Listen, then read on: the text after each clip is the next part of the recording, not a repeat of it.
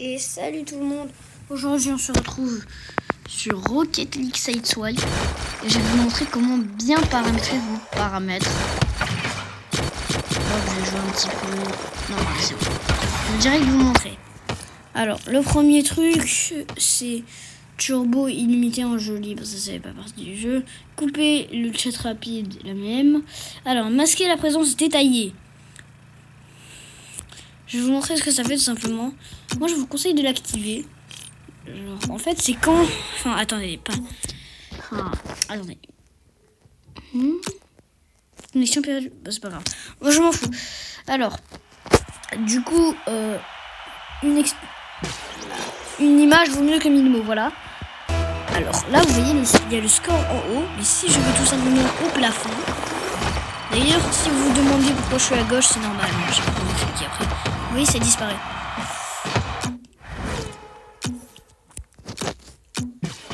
Hop là. Alors.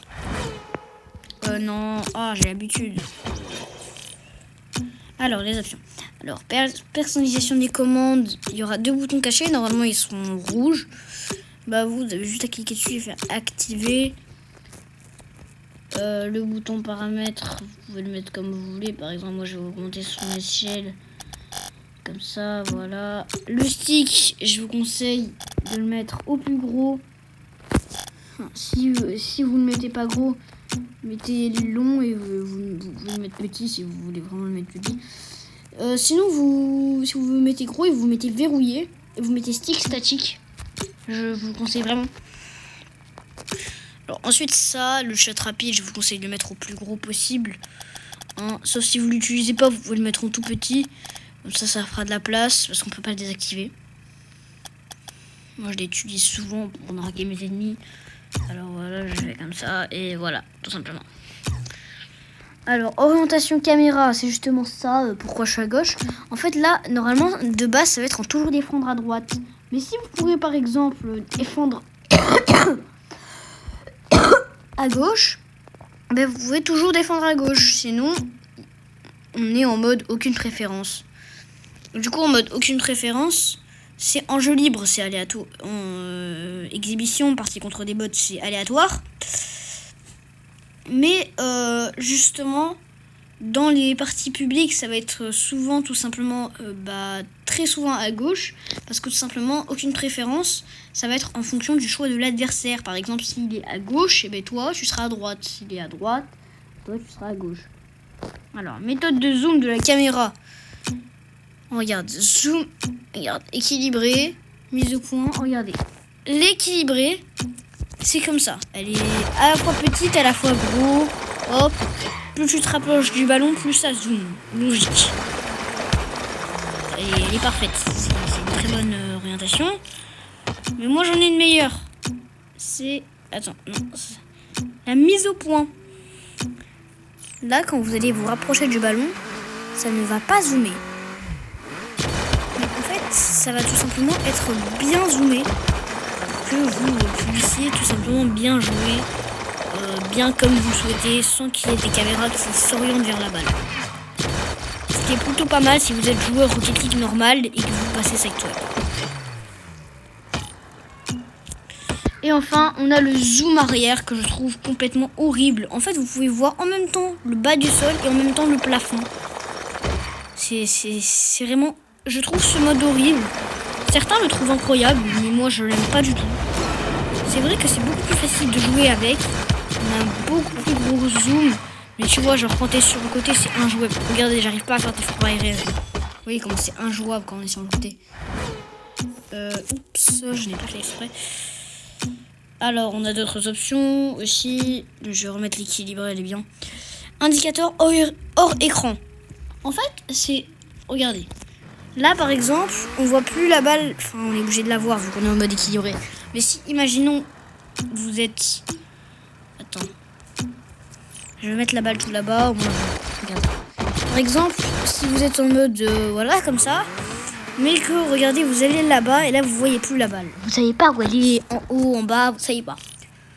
Mais moi, j'ai la solution. Vous mettez mode d'indicateur en écran, vous mettez normal. Là, vous mettez la zone d'indication. En fait, là, il va apparaître les flèches, mais elles ne vont pas dépasser cette limite.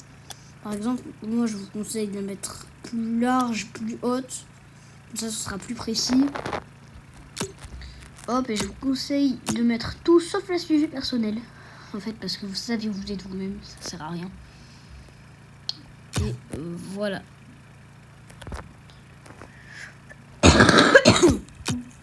Voilà. Et là, vous voyez, j'ai une petite flèche qui est apparue pour me dire ah, ben il y a le ballon par là-bas. Et si je vais dans les cages, regardez. Enfin, en vrai, ça fonctionne bien que si vous êtes en mode mise au point. Par exemple, comme moi, qui aime bien être en mode mise au point, et ben moi, quand je serai loin, il y aura une grosse flèche. Vous voyez, il y en a 3. J'adore ce mode mise au point là. Oh, non, mais ça, faites pas attention. Faites pas gaffe. Sinon, je vais remettre l'équilibré. Genre, en fait, c'est plus t'es loin du ballon, plus... là, ça fait le truc. Et si je me rapproche du ballon, ça zoome jusqu'à mettre en mode mise au point. Mais franchement, je trouve ce mode... il est pas mal jouable en vrai. Mais je préfère le mode mise au point quand même, il est meilleur. Parce que là, tu vois, genre la caméra elle bouge tout le temps quand tu essaies de marquer et que ça fait ça. J'aime pas. Donc si vous êtes mis au point, je vous conseille de mettre normal. Si vous êtes zoom arrière, vous mettez rien, aucun indicateur. Et si vous êtes vous mettez rien aussi. Alors, tampon de réseau d'entrée. Ça, je ne sais pas ce que c'est. Attendez, je vais lire la latence supplémentaire afin de fournir une expérience plus prévisible. Partie avec un réseau instable. Bah ça, vous mettez agressif. C'est super pratique en fait. Activez les statiques réseau. L'élifage des statiques réseau en jeu. Ah oui, par exemple, si vous n'avez pas de réseau, c'est peut-être utile. Les contrôles de mouvement de caméra. Permet au menu d'accéder aux données de mouvement de l'appareil pour pencher la caméra. Non. Et voilà, donc les paramètres audio, le musical, et vous-même du jeu, vous faites ce que vous voulez. La musique, je peux mettre toujours activé par contre. Voilà. Mode d'écoute. Si je veux mettre en mode casque audio, enfin ce serait adapté plus au casque audio. Mais voilà, par exemple moi j'ai mon casque audio. Mais je vous conseille image auto lors de l'écoute. Mais bon, voilà. Les graphismes, vous mettez élevé, FPS maximum. Moi je suis plus 55 FPS, mais vous mettez max. Réduire les FPS dans le menu, ça désactive. Fait affichage des unités en jeu. Ouais, je vous conseille vraiment si vous avez un bon téléphone, comme à la limite, si vous avez un iPhone X ou 8. Sinon, si vous avez un Samsung, les A c'est à partir du A13. Et les S, c'est à partir du S. Enfin, je pense que c'est avec le S12, il sera bien. Activer le retour de force. Permet à certains événements d'utiliser le retour de force. Vous activez. Le retour de force au coup d'envoi activé. C'est la même chose au coup d'envoi. Afficher l'indicateur du double saut esquive. Ah, ça c'est très utile, mais moi j'aime beaucoup. Rotation aérienne avec pression unique. Activer l'option permet de faire pivoter la voiture à 180 degrés dans les airs en appuyant une fois sur un espace vide de l'écran. Très bien, on va essayer ça. Alors il était activé de base, mais... Ah ouais, regardez ça. C'est super pratique en vrai.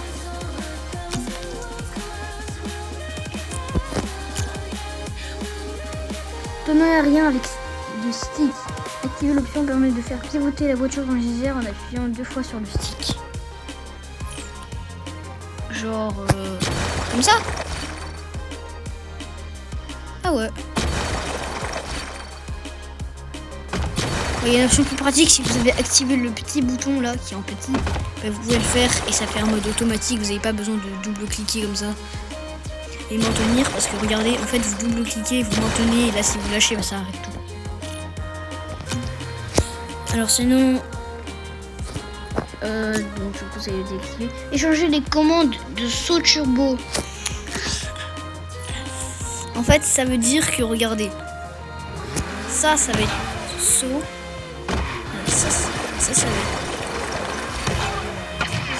Attends, ça, il a marché ou pas? Je crois qu'il a pas marché. Appuyez pour échanger les commandes de saut, de turbo et de saut. Ah non, ça fait rien. Bah, ça va. De toute manière, je vous conseille de désactiver. Et les notifications. Alertez lorsque des mises à jour sont disponibles. Ouais, notifications. Les invitations à vous, les demandes d'amis. La boutique de alerter lorsque de nouveaux articles sont disponibles à l'objet. Création des films, alerter lorsque de nouveaux défis sont. Non, ça, vous mettez plus. Et voilà, là, je pense que vous avez des très bons paramètres graphiques. Un peu tout. Hein. Par exemple, là, vous voyez. Maintenant, je vais revenir aux paramètres du début car je les avais pas fait.